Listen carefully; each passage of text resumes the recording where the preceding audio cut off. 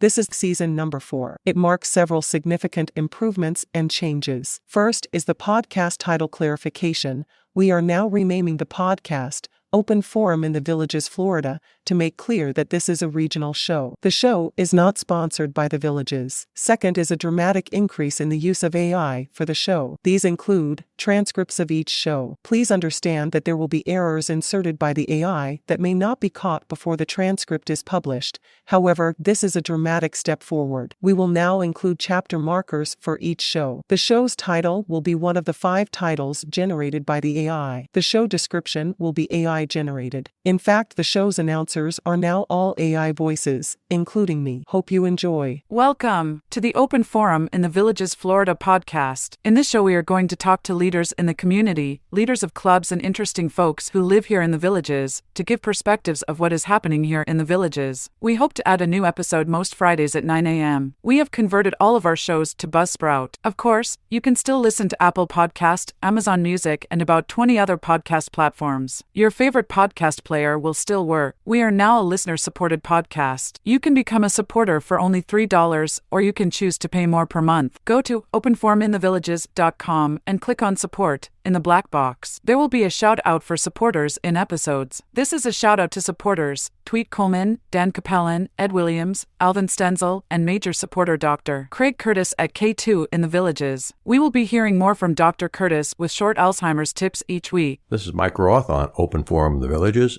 I'm here today with Anthony Pellicano, and he is running for the Sumter County Sheriff. Thanks for joining me, Anthony. Thank you, Mike. I appreciate you having me. Good. Why don't you tell our listeners, Anthony, a little bit about what you've done before you came to the Villages? So early on, I was in the United States Army active duty. I was a long-range reconnaissance specialist in 19 Delta.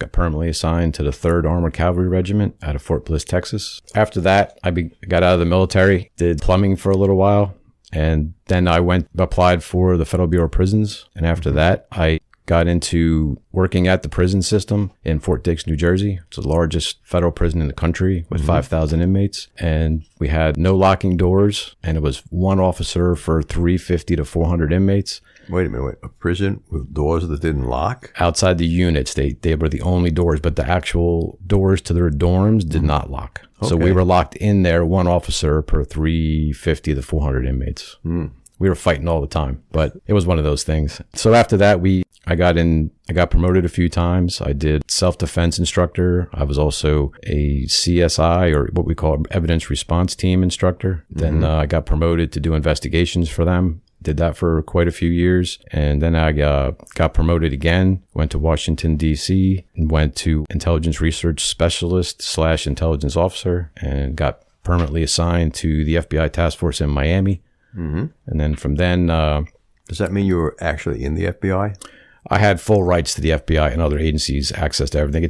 It's difficult, but I had all their IDs and their security clearance. I went through all their programs. It was just like being in the FBI, but it was technically, intelligence officer is a generic title to all that law enforcement. Every agency I had access to. I was on a task force with multiple different agencies, local law enforcement, state, federal.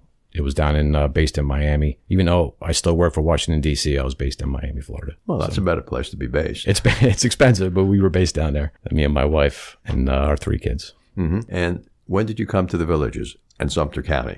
Well, we've been coming up here for many years off and on. My parents have a house here for about 12 or 13 years. I moved up here 2 years ago full-time after I retired. From Miami, we moved up here. And I promised my wife after a year that I'd take a year off to desensitize a little bit. Here we are. So I'm running for Sumter County Sheriff. Well, what brought you to the conclusion that you should run for Sumter County Sheriff? All my life, pretty much all my career for the past 28 years, I've served either in the government or counties, or I was CDD and chairman and HOA presidents, and even with the law enforcement, I've always worked with the military or the government agencies. It's just I've always served. It was always something that I enjoyed doing. Here in Florida, do you have to have a special certification to be sheriff, or to be a? No, you just have to be in law enforcement, I would say. That would be your best guess. I mean, I don't think anybody that doesn't have law enforcement experience is not going to get elected to that. So a lawyer couldn't be elected to sheriff. In some states, you can. Some states you can. I mean, I wouldn't. I think anybody can run. And I don't think you need experience to run, but I think that that's the way it should be. law enforcement because you have all the experience. Mm-hmm.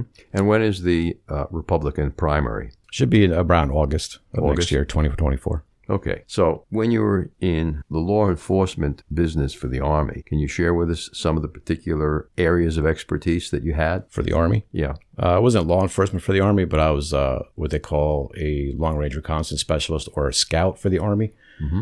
So I worked for a combat unit. I worked for the S3 shop out of the 3rd ACR, which is the 3rd Armored Cavalry Regiment in Fort Bliss, Texas. We were one of the only 2 or 3 at the time desert-trained combat units that were involved in things. We went out and I did a lot of training. So when I went out there, I also got handpicked to be one of 30 individuals that actually tested what they called the friend and foe vehicle recognition system. Got a lot of friendly fire incidents during the first Gulf War. Mm-hmm. And after that, we went out to White Sands, New Mexico and tested a bunch of 3 different companies' systems so there wouldn't be so much friendly fire. Nowadays, they call it modern day GPS. But back then, it was called friend and foe. That's where it was developed at through that system. That was one of the things that I was involved in. Mm-hmm. Why don't you tell our listeners what your position is relative to community policing? So community policing to me is giving back to the community. It's not always about arresting or, going out and doing things against the community. I believe in community policing, and that is go out to events, charitable organizations. What we're also going to do is, since I'm already retired, I'm going to give $10,000 a year of my salary back to the Sumter County community. Mm-hmm. And what I mean by that is charities, veterans groups, animal shelters, or whatever we see. We may rotate them, things of that nature to give back to the community. That's just what we've always done. Mm-hmm. The crime rate here in Sumter County is usually described as exceptionally low because of the population. Are there any other services that you think you might want to add to the Sheriff's Department aren't done now that could be? Well, I think they do a pretty good job here. I'm not going to knock that by any means. They do a great job here. You're going to get a new sheriff regardless of what's going to happen this coming up cycle. Mm-hmm. So I'm just trying to do my best to win those votes, of course. Mm-hmm. The community stuff is going to be more like getting out in the public. I'm not one to sit at my desk all day. Mm-hmm. So I'm going to be out and about talking to people. I'm going to be out and about on different shifts. I can't fix a problem if I don't know it exists. Mm-hmm. So I'm not just going to sit there all day behind a desk. I'm going to be out and about. I'm going to be out in the community. I'm going to go to calls with these guys. I'm going to be community relations all the time. That's basically what I'm going to be doing. How do you intend to engage with local neighborhoods to build trust and collaboration? Well, events. We're going to get some more events, like say one that I used to do in Miami was coffee with a cop or a coffee with a deputy, or a dinner with a deputy or a lunch with a deputy or something similar to that, and some other events we'll get going. And then we'll invite if you guys want to show up, you're more than welcome to. Oh, that's a good idea. How do you see the difference between the villages in Sumter County and the residents in other parts of Sumter County? So I've been to a lot of meetings already. Mm-hmm. There seems to be a little rift between both, but as a sheriff, it's not a thing. So I have to keep that peace between both groups. Mm-hmm. And to do that, you have to make people come together. At some point, there has to be some kind of coordination between both groups. There is a little bit of a rift that goes on between both groups, but I think overall everybody wants the best for Sumter County, and that's what I'm hoping for. Mm-hmm. Mm-hmm. How do you plan to handle political pressures and maintain impartiality as you integrate yourself into the role of sheriff? So with that one is more of keeping the peace, we'll say. So that is I got to get to all these events. I've been going to a lot of events already, commissioner meetings in different areas, and not just in the villages. And I think that's, again, it goes back to the community relations part. So you have to come to a peace with every group and every situation that comes up. As long as you can keep that going, you shouldn't have any issues. I will not be causing any drama. It's not about the way I do things. But I do get out and about a lot, and I think that'll help out a lot with community relations. Mm-hmm. How do you stay informed about the changing needs and concerns in our community? Well, that is getting out and talking to people, not just commissioners, not just residents. It's everybody. You got to get out. You got to go to outside law enforcement groups. You have to with committees and commissioners and outside residents and all. There's thousands of groups here, which is totally amazing to me. And it's hard to get to all the groups. I may not get to all of them, but I'm working my way around slowly. And I like to hear everybody has an opinion on everything, and that's what I'm trying to work things and work ways through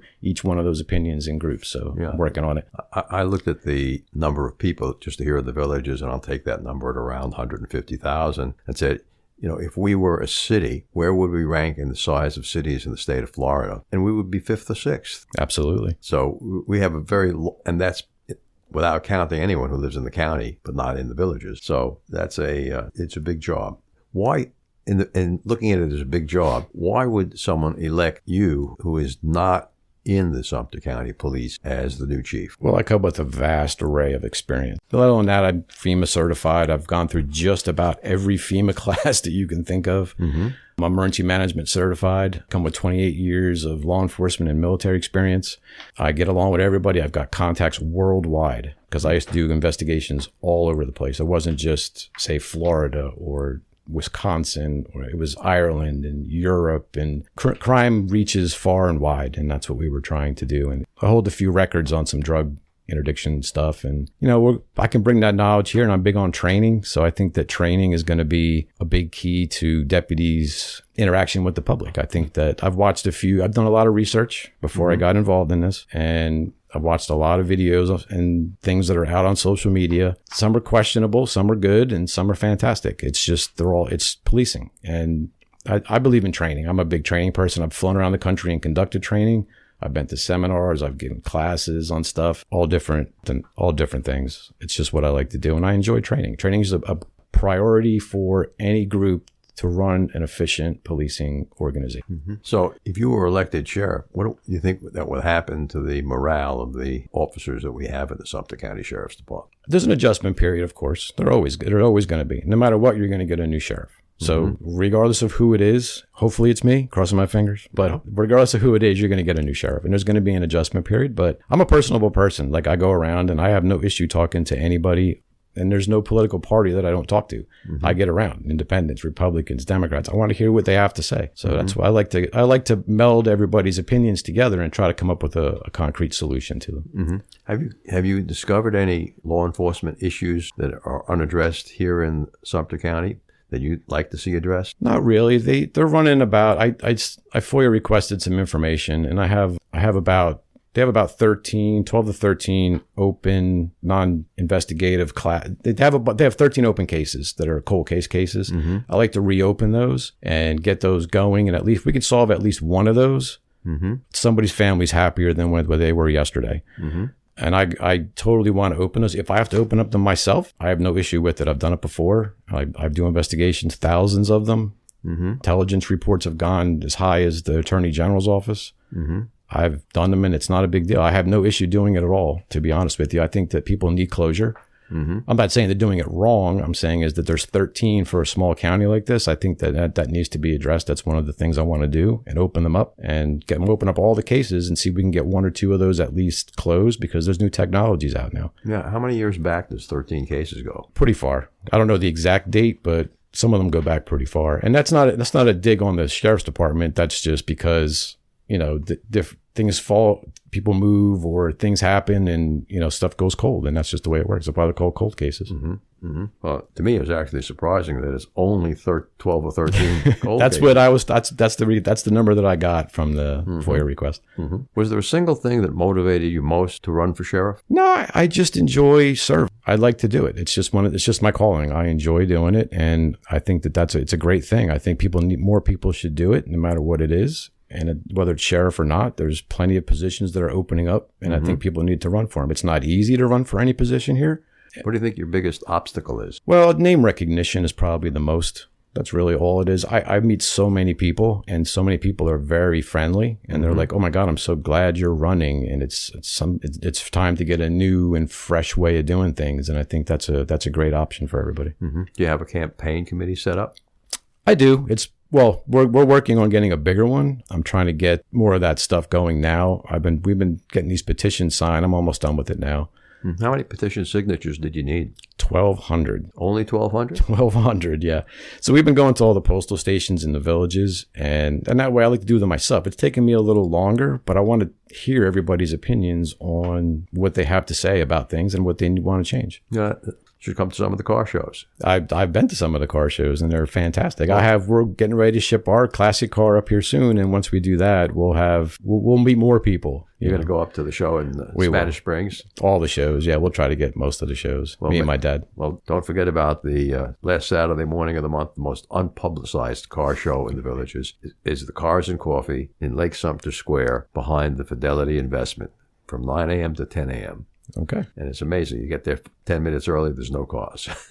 You get there 5 after 10, there's no cars. Oh, my God. But we usually turn out about 40 people. That's good. Usually BMWs, Porsches, Miatas, and strange exotic. Good. Austin Martin DB9 shows up. That's great for that. I think that's a great thing. That's fun. It gets people out and you meet people, and that's just how it is. Yeah. What do you think has helped you the most so far in your run for sheriff? I'm happy to say my wife. Your wife? My wife. My wife's been a godsend through all this. Mm-hmm. I've told her, we've talked about it before I actually ran. So we went through all that, and we knew what we were getting into before I did it. But I think we're good with it, and she's been a godsend. The kids have been great about it. We're trying to get everything. How old are your children now?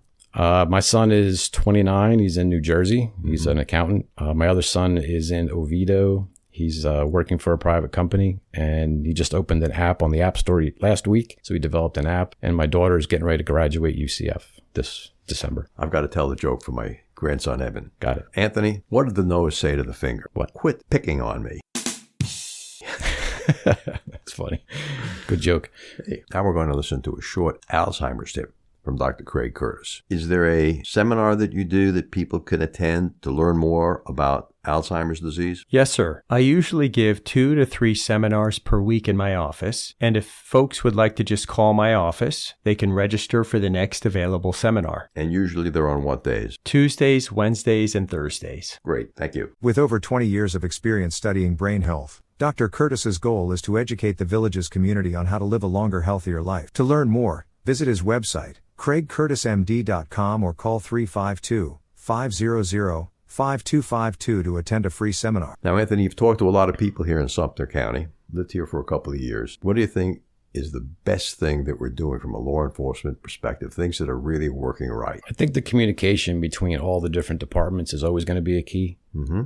There's always going to be a lax of something at some point, but I think the more people communicate here, and I'm big on that because I came from task forces, so that's all about communication and organization, and I think that's a big thing that they're doing here, and I'm hoping they can keep that up. Just since you're talking about communications, does the so-called Villages Public Safety Department, or Fire Department as I like to call them, and the Police Department in Sumter County have the same radio frequency so they can communicate with one another?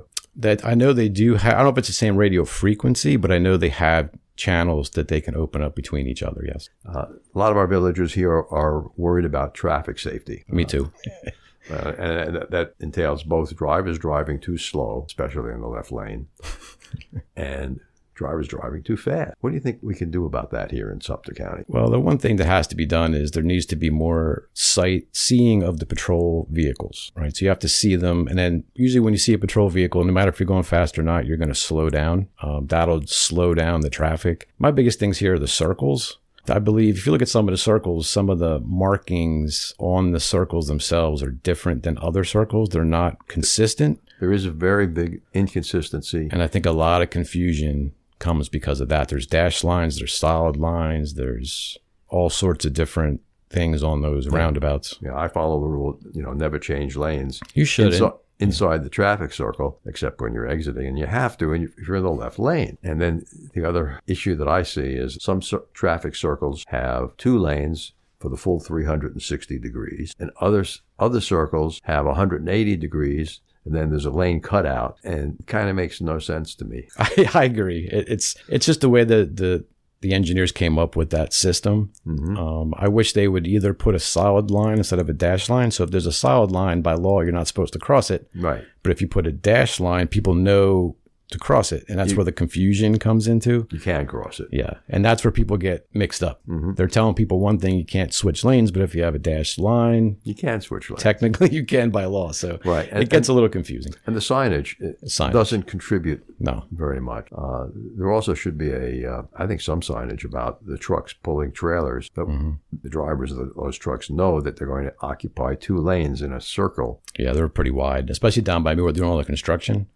It's pretty crazy down there. There's been a lot of accidents. So hopefully we can get this stuff straightened out with the county commissioners and getting the right signage up and the right symbols on the ground. Yeah, and the signage has to be positioned so that the driver going the speed limit has enough time to react. The guy going 20 miles an hour in a golf cart has plenty of time to react. Yeah.